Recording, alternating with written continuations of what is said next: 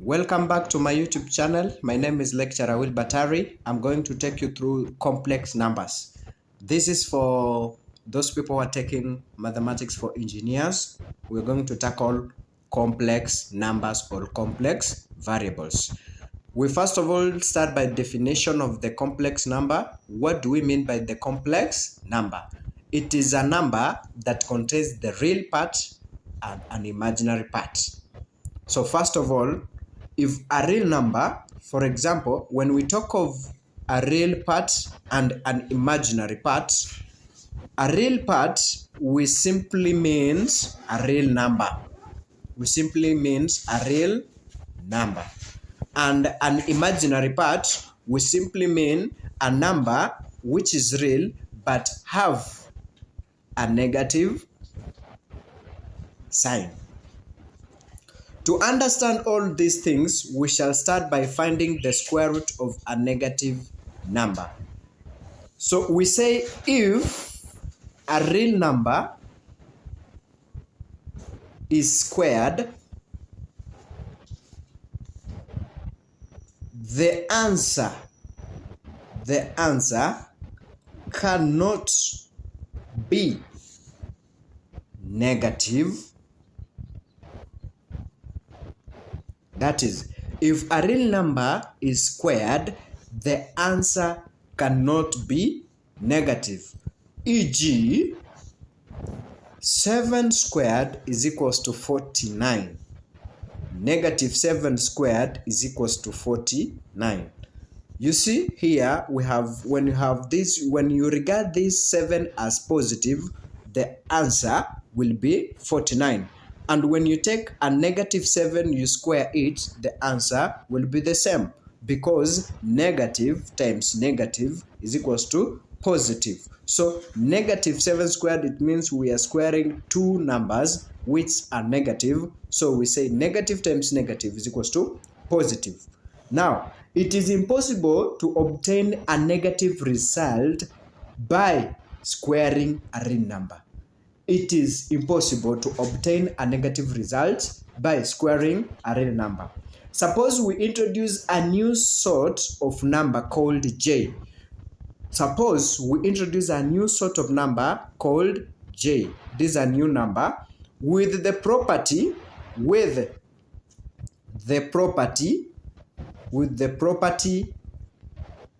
that j squared is equals to negative 1.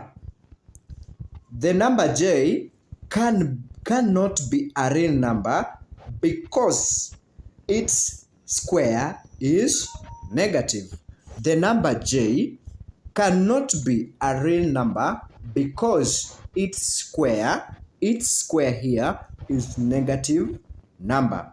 We say it is imaginary. So when you square a number and then you get a negative value, we say that number is an imaginary number. Having defined j squared as negative 1, it follows that j is equals to the square root of negative 1. It is the same. When you write j squared is equals to negative 1, it is the same as j is equals to the square root of negative 1. Now, and we can use this to write down the square root of any negative number. Now, we can use this expression j is equals to negative 1, the square root of negative 1, to solve any square root of a negative number. For example, example 1. Write down the expression for the square root of the following.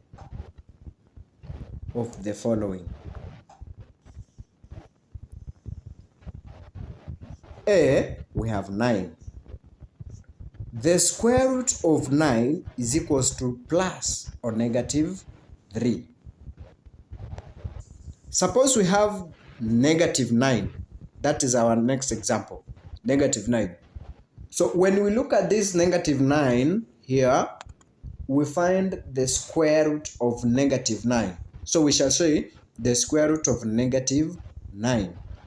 This will be, so first of all, negative 9, in other terms, we can say that it is 9 times negative 1. We get the same negative 9. So here also, we can rewrite this as negative or the square root of 9 times the square root of negative 1. We have just splitted this 9 into two parts. Now, previously we have said that the square root of negative 1 is equals to j, or j squared is equals to negative 1. So when we look here, the square root of negative 9 is equals to the square root of 9, the square root of negative 1 times the square root of 9. So when you look at this particular point, we have the real part and we have the imaginary part.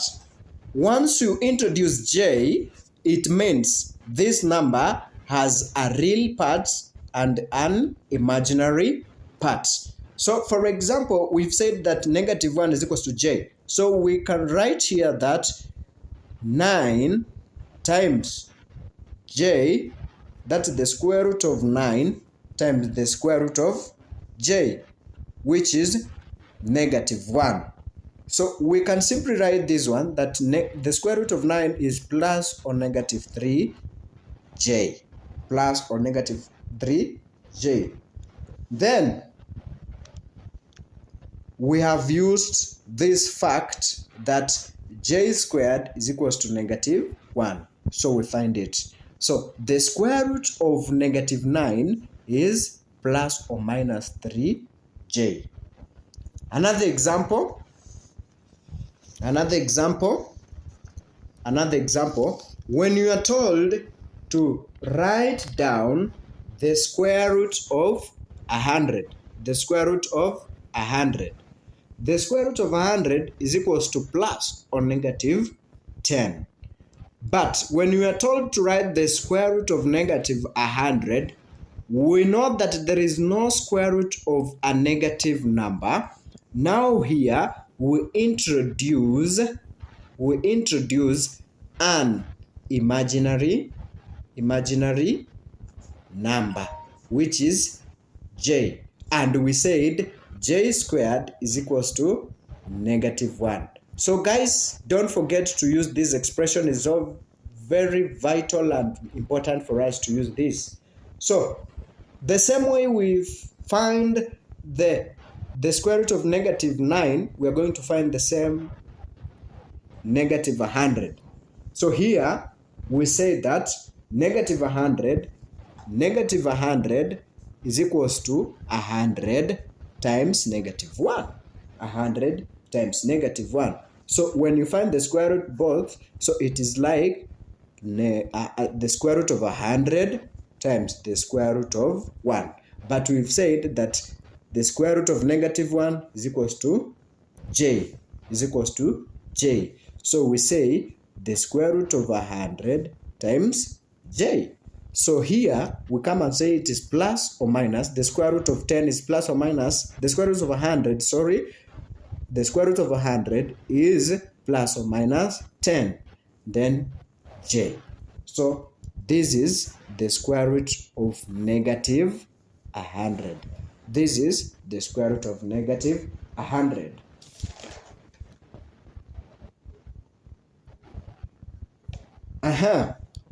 Now, we can substitute all these things. We can rewrite the same number in the form of j or in the form of a real number.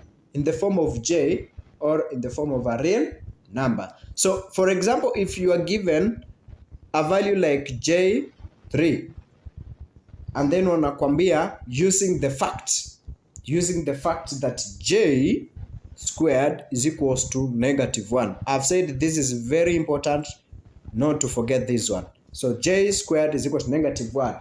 So we are going to say that we split this j cubic or j cubed into j squared. So how many j squared are here? So we are going to see that j cubic is equals to j squared times j. So when you take j squared times j, you get what? J cubic. Is it right? Now, that is right.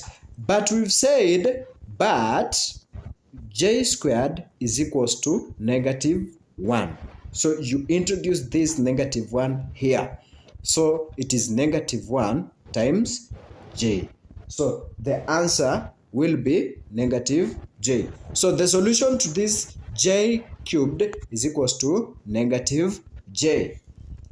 Another example, we have j power 4. J power 4. This means that we divide or we subdivide this j power 4 into the simplest form, which is j squared times j squared. J squared times j squared, you will get j power 4. So, but j squared is equals to -1. So it means that this is -1 times -1 is equals to 1. So it means the solution to j4 is equals to 1. Thank you so much.